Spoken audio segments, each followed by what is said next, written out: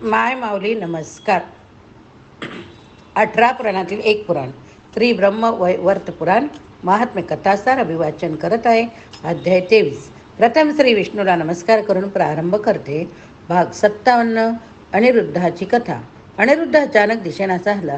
ते समजताच द्वारकेच्या अंतपुरात स्त्रिया रडू लागल्या. अनिरुद्ध नाहीसा झाल्याबद्दल त्या शोक करू लागल्या. तेव्हा कृष्णाने त्याची समजूत घातली.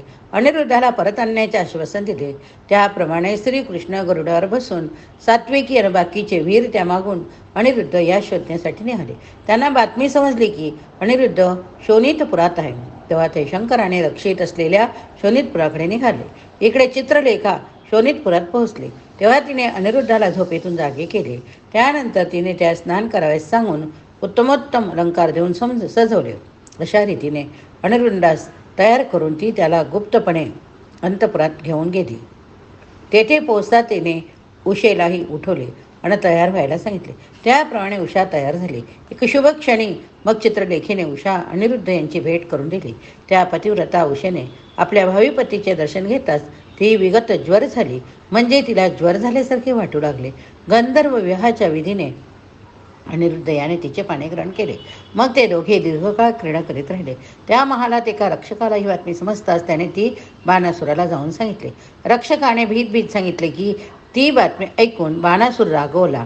रक्षकाने सांगितले की उषा गर्भवती आहे. ते ऐकून बाण अतिशय रागवला, तसेच लज्जित झाला. त्याने अनिरुद्धाशी लढण्याचा विचार पक्का केला. शंकर त्याला परावृत्त करण्याचा प्रयत्न करीत होते. गणपती, कार्तिकीय, पार्वती यांनी देखील बाणाचा निषेध केला, परंतु बाणावर त्याचा परिणाम होईना. तेव्हा स्वतःला शहाणा समजणाऱ्या परंतु आता मूर्खपणा करीत असणाऱ्या त्या बाणाला भगवान शंकर म्हणाले, हे बाणा, मी तुला एक जुनी गोष्ट सांगतो, ती ऐक. या भूमीवरील भार हलका करण्यासाठी स्वतः परमेश्वराने अवतार घेतला.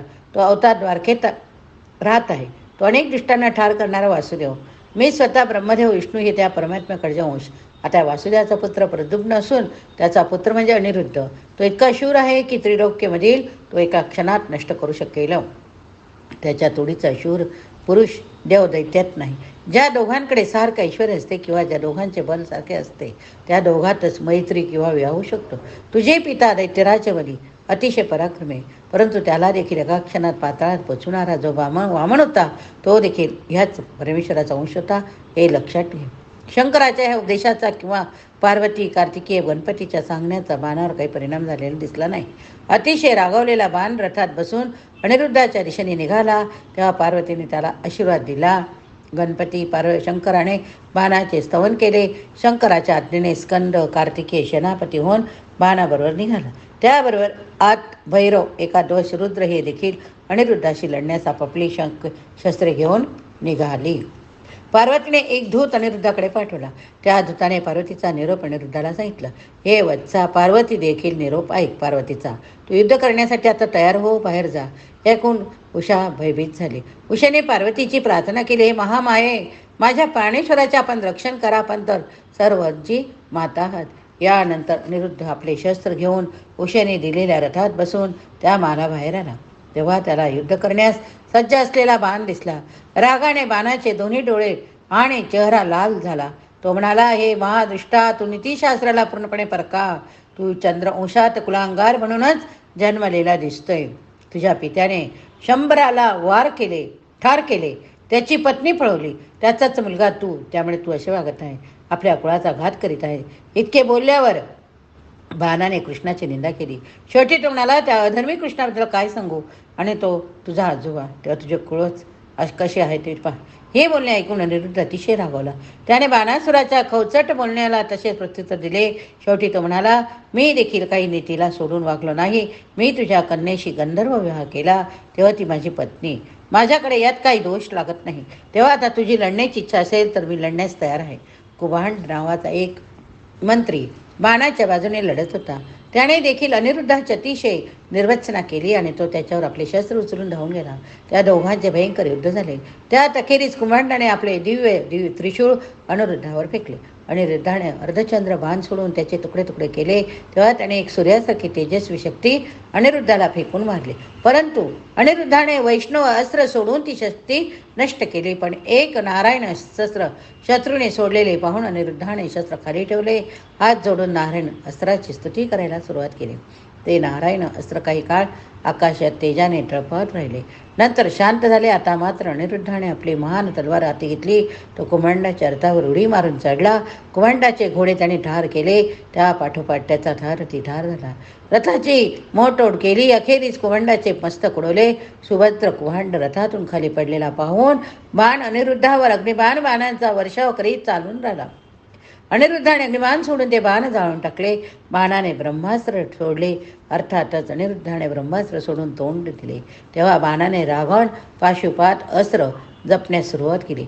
ते पाहताच अनिरुद्धाने त्वरेने जुंभान अस्त्र सोडले. त्या अस्त्राच्या प्रभावाने बाण रणभूमीतच अंग जड होऊन स्तब्ध झाले. जुंब्रभान अस्त्र सोडले होते. त्याला हालचाल करता येईना. त्या पाठोपाठ अनिरुद्धाने सोडलेल्या निद्रा अस्त्रामुळे बाणासूर झोपी गेला. तेव्हा अनिरुद्धाने खड्ग उपसले. त्यानंतर तो बाणाला ठार करण्यासाठी त्याच्या रथाकडे निघाला. तेव्हा कार्तिकेमध्ये आला. कार्तिक स्वामीने अनिरुद्धाला अडवताच अनिरुद्धाने एक रत्नजडित शक्ती फेकून कार्तिक स्वामीचा रथ मोडून टाकला. कार्तिक स्वामीने देखील रागाने आपली गदा फेकून अनिरुद्धाचा रथ क्षणातच मोडला. अनिरुद्धाने एक चंद्राकृती बाण सोडून कार्तिक स्वामीने हातात घेतलेले धनुष्य कापून टाकले. कार्तिकेयाने आपले गदेने अनिरुद्धाचे धनुष्य मोडले. त्याबरोबर अनिरुद्धाने देखील कार्तिकेयच्या हातातली गदा पकडली. तेव्हा कार्तिकेय त्रिशूळ घेऊन त्याला मारण्याचा निघाले. तेव्हा अनिरुद्धाने ते दुसरीकडे वळवून टाकले. त्याबरोबर कार्तिक स्वामी अनिरुद्धाच्या जवळ आला. त्याने अनिरुद्धाला पकडून जमिनीवर पाडले. खड्गाने तो अनिरुद्धाला पकडून ठार करायला लावला. तेव्हा गणपतीमध्ये आला. त्याने कार्तिक स्वामीला दूर केले आणि घरी पाठवून दिले. अनिरुद्धाला देखील त्याने रणभूमीतून बाहेर यायला लावले. तेव्हा अनिरुद्ध उषेच्या महालात विश्रांतीसाठी गेला. इकडे गणेश भगवान शंकराच्या जवळ युद्धाचे वर्णन करून सांगण्यासाठी आला. त्याने घडलेल्या युद्धाचे सर्व वर्णन शंकराजवळ केले. तेव्हा शंकर हसल्याने म्हणाले, हे महाभागे गणेश्वर, मी काय सांगतो ते ऐक. अखिल विश्वाचा एकच परमात्मा म्हणजे श्रीकृष्ण होय. परमात्म्यापासून गवताच्या काडीपर्यंत सर्व वस्तू म्हणजे त्याचीच रूप होय. त्या परमात्म्याचा अवतार कृष्ण होय. अप्रतिम त्याला एका ब्राह्मणामुळे घ्यावा लागला. त्याचाच पौत्र अनिरुद्ध हा, तो देखील अतिशय पराक्रमी. तो जवळजवळ बाणाला ठार करीत होता. परंतु तेवढ्यात मी सांगितल्यामुळे कार्तिकेयाने त्याला अडवले. बाण वाचला. हे गणेश्वरा, कार्तिकेय आणि अनिरुद्ध दोघे तुल्यबळ आहेत. तेव्हा त्यांचे युद्ध हे कधीच थांबणे शक्य नाही. कारण अनिरुद्ध म्हणजे स्वतः ब्रह्मदेवाचा अवतार. तरी हे गणेश्वरा, तू शुभ स्वरूप असून विघ्न नष्ट करणारा असल्यामुळे तू बाणाचे रक्षण कर. भाग 58 अनिरुद्धाची कथा भाग 3. श्रीकृष्ण, बलराम, उद्धव असे सर्व यादव शोणित पुराण नजीक घेतात त्यांनी एक दूत शंकराकडे पाठवला. शिव, पार्वती, गणेश, कार्तिक स्वामी जेथे बसले होते तेथे तो दूत आला आणि त्याने त्या सर्वांना नमस्कार करून म्हटले, हे महेश्वर, भगवान कृष्ण संग्राम करण्यासाठी बाणाला आव्हान देत आहे. नाही तर त्याने अनिरुद्ध आणि उषेला घेऊन मला शरण यावे. रणांगणात निमंत्रण मिळूनही जो मनुष्य युद्धभूमीवर केवळ भीतीमुळे जात नाही, तो आपल्या सर्व कुलासह नरकात जातो. आपल्या घराण्याची कीर्ती तो धुळीस मिळतो. ते ऐकून पार्वती म्हणाले, हे बाण, तू उषेला घेऊन श्रीकृष्णाला शरण जा. कारण श्रीकृष्ण हाच परमात्मा आहे. परंतु बाणासूर तिकडे दुर्लक्ष करून उभा राहिला. शंकरांना प्रणाम करून धनुष्याती घेऊन म्हणाला. सर्वांनी अडवणे बाणासूर युद्ध करण्यासाठी तयार झाला. त्याचे डोळे लाल झाले. त्याच्याबरोबर पराक्रमी अशा 3 कोटी दैत्यांचे सैन्य होते. कुभांड, खूप, कर्ण, निकुंभ असे दैत्य क्षणासाठी त्याच्याबरोबर होते. हे सगळे राक्षस युद्ध करण्यासाठी आतुर झाले. या सैन्यांबरोबर उन्मत्त भैरव, संहार भैरव, अस्मिता भैरव, रु भैरव, काल भैरव, प्रचंड भैरव, क्रोध भैरव, भैरवगण देखील आपापले शस्त्रे घेऊन चालले. अकरा रुद्र देखील बाणासुराबरोबर होते. उग्र चंडा, प्रचंडा, चंडिका, चंडनायिका, चंडेश्वरी, चामुंडा, चंडकपालिका ह्या 8 चंडिका देखील हातात शस्त्रे घेऊन दैत्यांच्या बाजूने लढण्यास निघाल्या. शोणितपुराची ग्रामदेवता कोटरी देवी, चंद्राणी, वैष्णवी देवी, शांता, ब्रह्माणी, ब्रह्मवादिनी, कौमारी, नारसिंह, वाराही, विकटाकृती, माहेश्वरी, महामाया, भैरवी, बिरुरूपिणी या 8 शक्ती देवी आपापल्या रथात बसून बाणाच्या सैन्यांबरोबर वाटचाल करीत होत्या. इतकेच नव्हे तर साक्षात महेश्वर देखील हाती त्रिशूळ घेऊन वृषभावर बसून रणभूमीकडे चालू लागले. त्याचबरोबर कार्तिकेय हाती धनुष्य घेऊन चाललेला होता. अशा प्रकारे पार्वती, गणपती सोडून बाकी सर्व शिवगण बाणाच्या बाजूने लढण्यास निघाले होते. साक्षात महादेव भद्रकाली लढायस आलेले पाहून चक्रपाणी श्रीकृष्ण याने त्यांच्याशी आदराने संभाषण केले. नंतर बाणासुराने शंखाचा ध्वनी ऐकून पार्वतीश्वर शंकराला प्रणाम केला. आपापल्या धनुष्याला बाण लावला आणि बाणावर त्याने दिव्यास्त्र योजले. हे पाहताच सात्यकीने देखील स्वतःच्या धनुष्याला उत्साहाने बाण लावला. बाणाने एवढ्या अवधीत दिव्यास्त्र मंतरून बाण सोडला होता. तो आकाशात जाताच ग्रीष्म ऋतूतील सूर्याप्रमाणे तेजस्वी दिसू लागला, लखलखू लागला. सात्यकीने प्रशिक्त झालेले दिव्य अस्त्र पाहताच नम्रपणे त्याला नमस्कार केला. मग ब्रह्मास्त्र आकाशात निघून गेले. ते पाहून बाणाने अग्निबाण सोडले. तेव्हा सात्यकीने वारुणास्त्र सोडून ते समवले. तेव्हा बाणाने पावक अस्त्र जोडले. ते अतिशय भयंकर अस्त्र आकाशात पकडताच सात्यकीने पर्वत अस्त्र सोडून बाणाने अस्त्र छेडले. ते पाहताच बाणाने नारायण अस्त्र सोडले. ताबडतोब सात्यकीने आकाशात प्रखर होऊन लागलेल्या नारायण अस्त्राकडे पाहून धनुष्य टाकून दिले. साष्टांग नमस्कार घातला. तो जमिनीवर दंडासारखा पडून राहिला. अर्थात नारायण अस्त्र विफल ठरले. शांत झाले. नारायण अस्त्र विफल केलेले पाहताच अस्त्रज्ञ आणि कुशल असलेल्या बाणाने माहेश्वर अस्त्र प्रक्षिप्त झाले. त्याबरोबर सात्यकीने वैष्णव अस्त्र सोडून ते नष्ट केले. ताबडतोब बाणाने ब्रह्मास्त्र सोडले. तेव्हा एका क्षणातच सात्यकीने सोडलेले ब्रह्मास्त्र त्या ब्रह्मास्त्रावर आपटले. दोन्ही ब्रह्मास्त्रे नष्ट झाले. रणविद्येतील महान पंडित असलेल्या बाणासुराने आता नागास्त्र सोडले. सात्यकीने अर्थात गरुडास्त्र सोडून ते नष्ट केले. थोड्याच वेळात बाणाची सर्व अस्त्रे अशा प्रकारे सात्यकीने नष्ट केली. तेव्हा शंकराने दिलेला त्रिशूळ बाणाने हातात घेतला. तो भयंकर त्रिशूळ हातात पाहतात सात्यकीने दुर्गादेवीचे स्तवन केले. त्यामुळे त्रिशूळाचा काहीच परिणाम सात्यकीवर झाला नाही. तेव्हा आश्चर्यचकित झालेल्या बाणाने शंकरानेच दिलेला पाशुपत बाण हाती घेऊन धनुष्याला जोडला. क्षणाचाही विलंब न करता सात्यकीने बाण आणि पाशुपत बाण या दोन्हींवर जोडले. त्या अस्त्राच्या प्रभावाने बाण झोपी गेला. त्या पाशुपत बाण आता तसाच राहिला.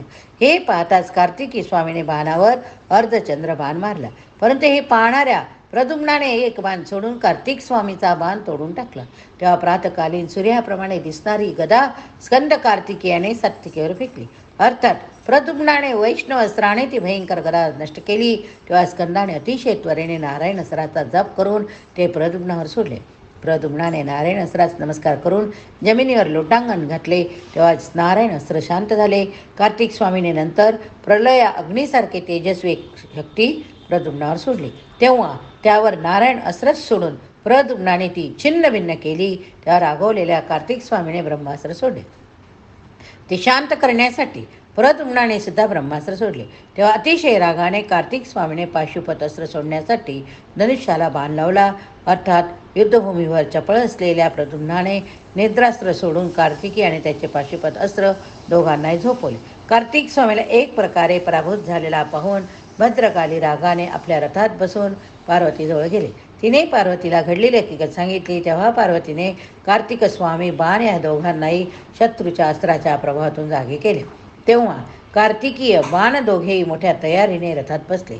बेचैन झालेल्या शिवगणाबरोबर ते पुन्हा येऊन मिळाले. शत्रूशी लढू लागले. आता बलराम बाणाशी लढू लागला. बाणाने 5 बाण सलामीसाठी सोडले. बलरामाने एकच अर्धचंद्र बाण सोडून ते 5 बाण कापून टाकले. त्या पाठोपाठ बलरामाने बाणाच्या रथावर आपला नांगर घेऊन आक्रमण केले. परिणाम व्हायचा तो झाला. बलरामाच्या नांगराखाली बाणाच्या रथाचे तुकडे तुकडे झालेले सर्वांना दिसले. रथाबरोबर त्याला जोडलेले घोडे, त्याचा सारथी हे ठार झालेले लोकांना दिसले. नंतर तो बलराम बाणाला ठार करणार एवढ्यात कालाग्नी रुद्रमध्ये आला. बलरामाशी लढू लागला. तेव्हा बलरामाने रुद्राचाही रथ मोडून टाकला.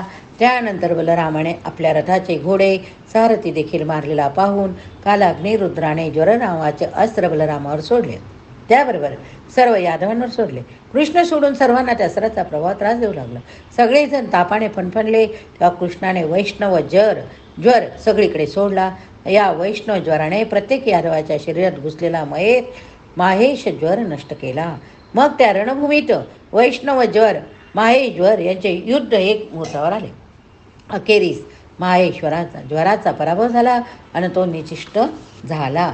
त्याने श्रीकृष्णाचे स्तवन केले. त्याने स्वतःच्या प्राणाची भीक कृष्णाकडे मागितली. तेव्हा कृष्णरूपी दयेचा सागर त्याला प्रसन्न झाला. त्याने वैष्णव ज्वर आपल्या शरीरात परत एक रूप करून टाकला आणि माहेश्वराला वेग दिले.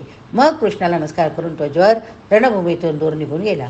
बाणासुराने मग 1000 मंतरलेले बाण सोडले. बाण मंतरल्यामुळे दाहक तेजाने अतिशय भयंकर तळपत होते. परंतु अर्जुनाने पुढे होऊन हे सर्व बाण नष्ट केले.